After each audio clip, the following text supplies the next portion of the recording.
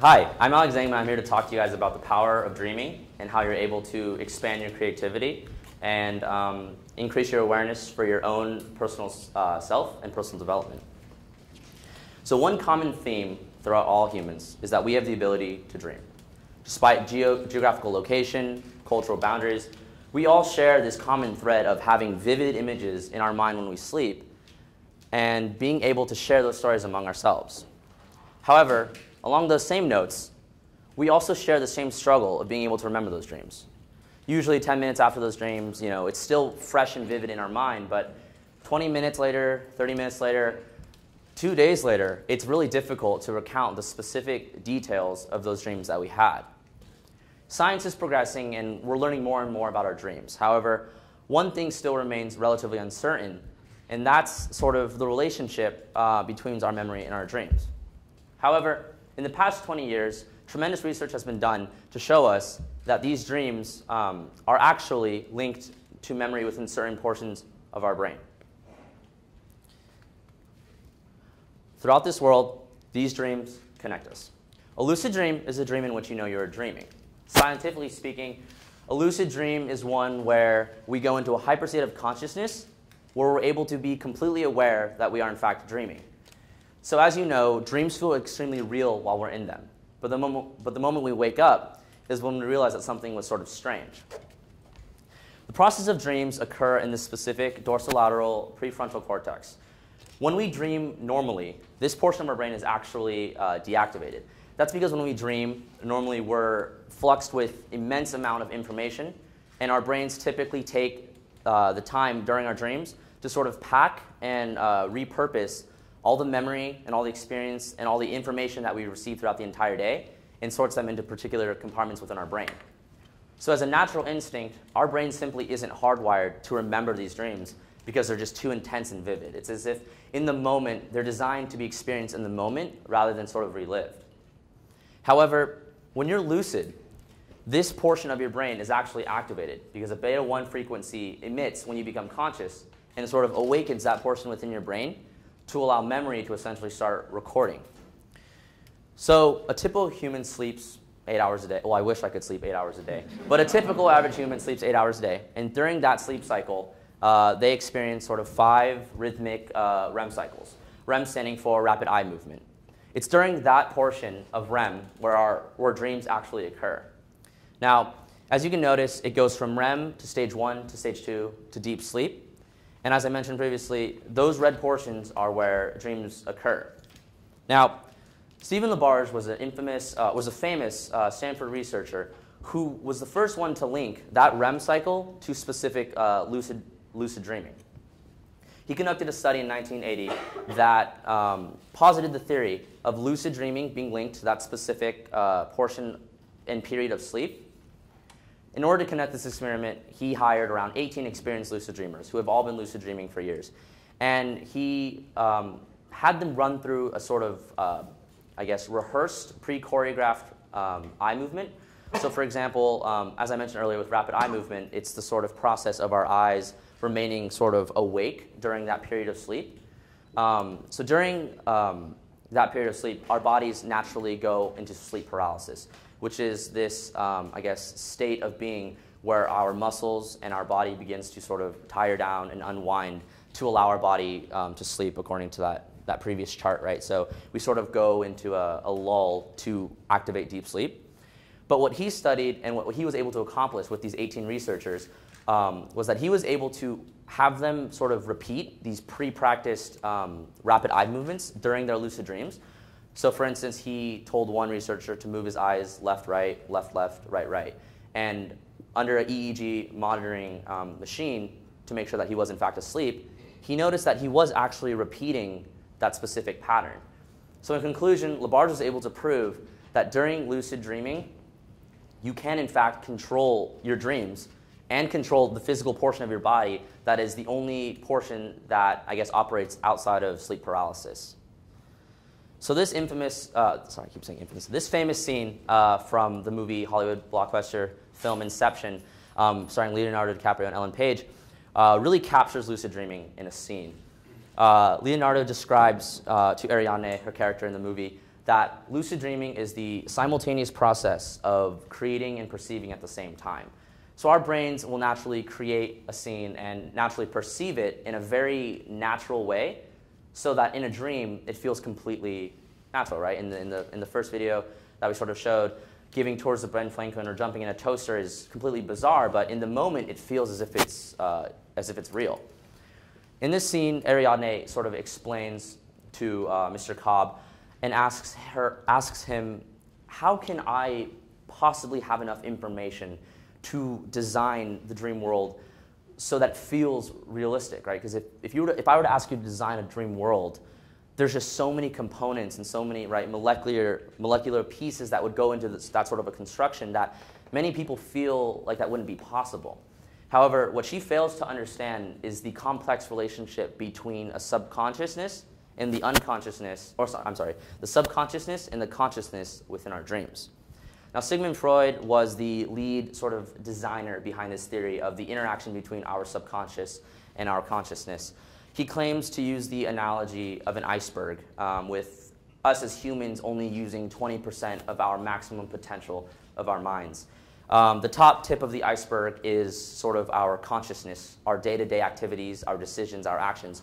But what Freud claims is that 80% of those decisions are actually governed by underlying motives, underlying decisions that we can't quite understand or decipher yet ourselves.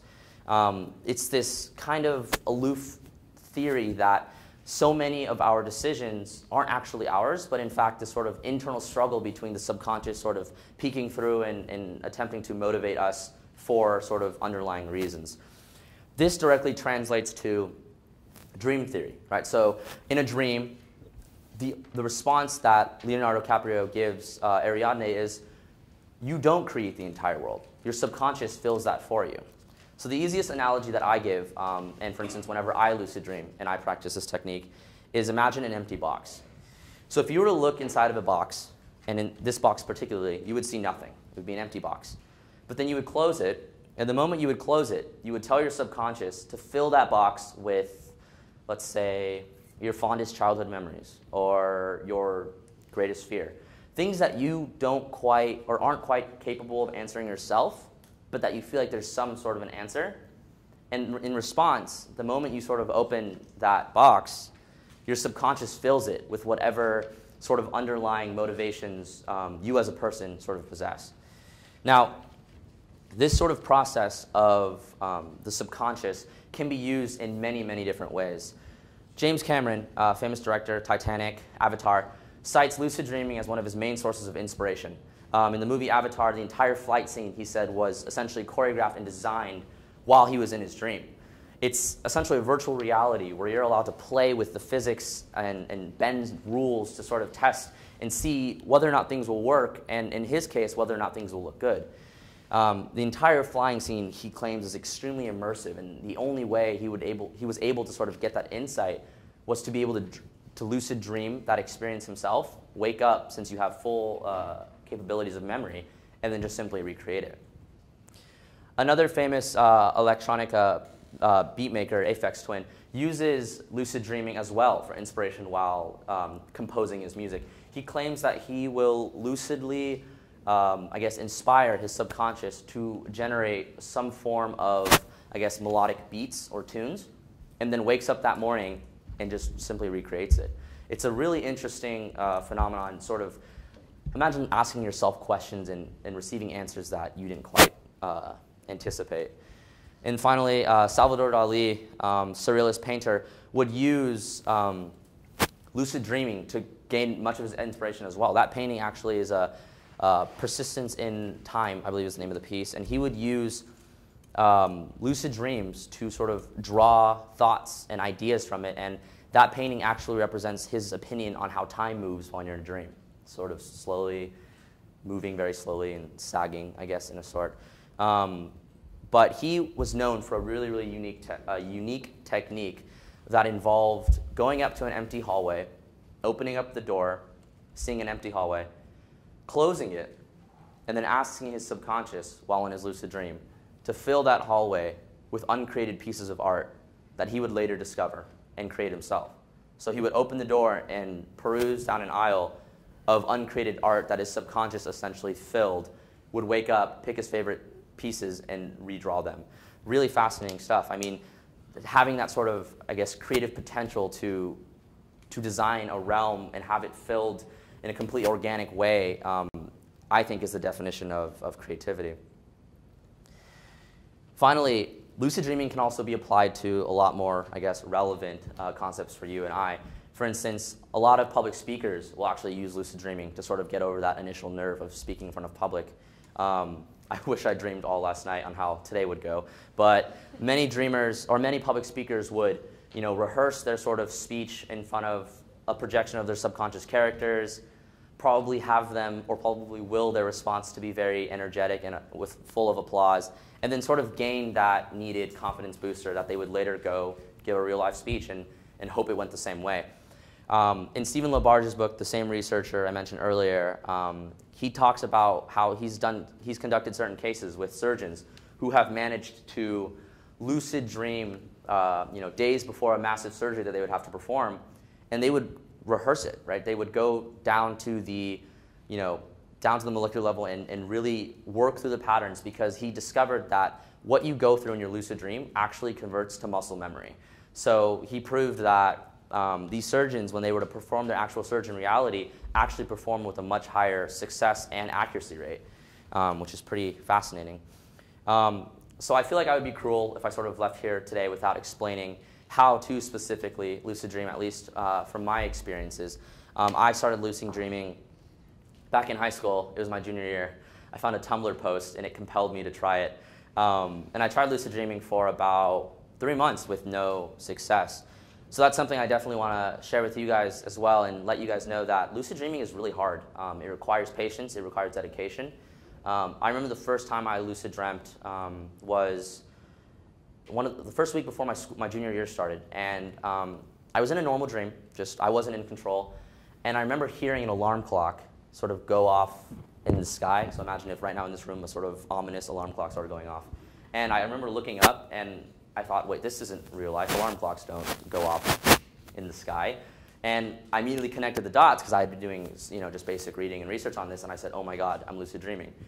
And one of the first things that a lot of these blogs will tell you is the moment you realize you're dreaming, you cannot freak out. You have to remain calm, because the moment you sort of have a flux in serotonin or excitement, your dream will just sort of collapse. A lot of beginner lucid dreamers will claim that they can never actually reach their lucid point, because the moment they become lucid, their dream shatters. So I remember I stayed calm, and it was pretty funny, but the world actually started shaking, and then once I became calm, it kind of evened out. And immediately I started running around in circles. I started just, pushing people, and they just wouldn't react, because they would just be sort of like zombie-like. And the first thing I decided to do was fly, because everyone had told me, all my friends who lucid dreamt, they said, you have to fly when you lucid dream. So I climbed up to the top of this playground in my middle school, and I jumped off, and I sort of spread my wings, and I just hit the ground, but it didn't hurt. So I tried it again. And around the 4th time, it still wasn't working, so I was about to give up. And about the 5th time, I jumped off, and I have no reason why I was compelled to do this, but I sort of decided to stick out my feet like this, I guess, like a ballerina. So as I jumped off and I sort of stuck out my feet, it was like in the movies where you sort of you skip across the ground and you sort of pick up. And it was incredible. I was just sort of flying around and landing on a sort of building, and then I'd backflip off and then pick up off the ground again. And I flew around for what I thought was about an hour. And I remember kind of sitting down sort of out of breath, which is a funny concept now I think about it. And I thought to myself, okay, I kind of need to wake up and continue on with the rest of my day. And I just sort of snapped out of it, and I woke up. And that was 15 minutes, because my sister's alarm clock had been going off for 15 minutes that she just decided not to answer. So that was a weird sort of gauge where I was able to see what felt like an hour in sort of my dream time, where if you can imagine getting exhausted of flying is nearly impossible. But I felt like an hour, but was actually 15 minutes. So from then on, I decided to sort of dig deeper, and I've been consistently lucid dreaming and attempting to get friends on board. My friends from high school know me as the lucid dreamer, because every school project I would just do this on. It worked for psychology, philosophy, biology. It was great. Yeah, very multifaceted. But I felt like sharing sort of my experiences with you today. So hopefully you guys can take away some of that. And more importantly, I just want to let you guys know it requires a lot of patience. You have to really, if you really want to do it, which it's an amazing thing, I really recommend that you sort of dedicate some time to this. So the first step is sort of using a dream journal. It can be electronic, it can be paper, any form or method of writing down your memories from your dreams will help extend the detail and the attention you pay toward your dreams. So the moment you wake up, I encourage sketches, writing, doodles, anything that helps you translate what you just dreamt onto paper. Because the moment you do that, you'll start to realize that within 3 or 4 weeks, 1, you'll remember dreams for a much longer period of time. 2, you'll remember them in much greater detail. And 3, you'll begin to see patterns. Because we as humans tend to dream in patterns. And the moment you start seeing patterns, you'll start to realize that when you're dreaming and it's a specific replicated dream, you'll be like, wait a second, this is a dream. And that's personally how I became lucid the first time, because I was like, wait a second, this isn't the alarm clock, this isn't real. So dream journals is a great step to first, I guess, taking that first step. It's really easy to do. The difficult thing is just doing it consistently. But every morning when you wake up, just doodle in it. The second thing is reality testing, right? This is sort of that next step once you begin to remember your details your dreams in much more detail. This signature icon, I guess, is from the movie Inception, but the concept is still extremely valid. It's the idea of using some form to test whether or not you're in reality or whether or not you're in a dream. So for instance, this X on my hand is one of the very elementary steps that a lot of people do. You can either draw an X on your hand or you can write the word awake on the palm of your hand. And every night before you go to bed, take a look at it and stare at it for about 3 minutes. You might think you're crazy, but trust me, it works. You sort of stare at it, and after about 3 or 4 days, you'll begin to associate that word and that positioning of that marker on your hand as being reality. So the moment you start dreaming and you casually walk and you glance at your hand, you're like, wait a second, I don't see the word, wait a second, I'm dreaming. I can become lucid.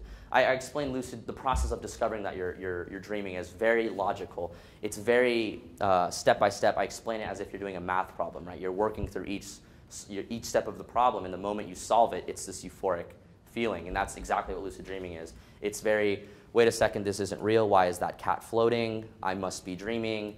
This isn't reality. I can become lucid, and then boom. So using reality testing is a great method to decide whether or not you're actually dreaming. There's tons of other methods, such as sticking your hand through a wall. That was one of the tricks I did for a while. Is if I thought it would be reality, I would sort of just lean against the wall, and if it was a dream, I would sort of fall through, and I was like, okay, I'm dreaming. Time to go fly. The third method is a lot more tricky. This is extremely advanced because this requires you to at least have been through a few lucid dreams. So the trick with sleep paralysis is you have to get extremely comfy, like this baby, and lay down flat on your back and do not move at all. And keep your eyes open and think about the dream you want to dream. Now, for about 30 minutes, it'll hurt. Like around the 20-minute mark, you start to feel really fidgety, and you start to feel like you just want to get up and like punch something. But the trick is to stay as still as possible, because what you're doing is you're tricking your body into falling asleep. But your mind is moving so quickly because you're trying to think of the dream that it counterbalances it. So you immediately start hallucinating like you're on drugs. And then before you know it, you close your eyes and you instantly get thrown into the dream you were dreaming of. That's sort of at the stage that I've arrived at now, because I've been doing it for around 2.5 years. So this is not something you can just sort of pick up and do. But it's once you've realized because every experience is unique, right? So now I've sort of learned sort of what my sweet spots are. So sort of now that I've explained how lucid dreaming works, and I've sort of left you guys with a few tips, and I've sort of gone a little bit over the history of lucid dreaming, I sort of want, I guess, to make the case and explain to you guys that lucid dreaming can be fun and games, right? You can fly around and have a great time and meet celebrities and whatever you want to do and contrive in your imagination. But there's so much potential for exploring your creativity, right? You're able to, one, create a virtual reality and explore new concepts that you wouldn't be able to do in real life. You're able to learn about yourself and interact with sort of dream figures. For instance, a lot of experienced people will approach a dream figure in their dreams and ask, who am I as a person? And their response is a response of the subconscious and sort of gives them really meaningful insight that they would never have even thought of.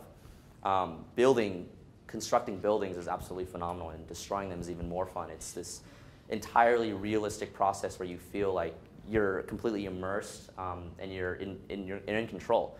The only thing that I would mention, and sort of a warning, I guess, is to really go in with an open mind and to be very mature about it, because you can discover some things that you probably don't want to learn about yourself. And in all seriousness, right, if you ask your dream figure, what's your biggest fear, and it sort of presents something that you hadn't even thought or you hadn't even touched of in years, it can bring back some pretty scary, I guess, thoughts that can plague you in reality. So, you know, not that I'm at all at the stage where reality begins to mix with my dreams, but I've read a lot of stories and cases where they got so enwrapped with lucid dreaming, and they would lucid dream every single night, that the line began to become blurred, and they would sort of interact a little too much with your subconscious. So there definitely is a lot of room to explore and to sort of demonstrate creativity. Sorry to sort of dampen the mood, but it's just definitely something to think about if you do achieve some sort of a lucid state, to make sure that you are still sort of aware that there can be some negative repercussions from that. But all in all, I think it's a great activity to sort of pursue, and if you're especially interested in learning more about yourself or sort of testing the limits of your creativity, I think lucid dreaming is the place to be. Thank you.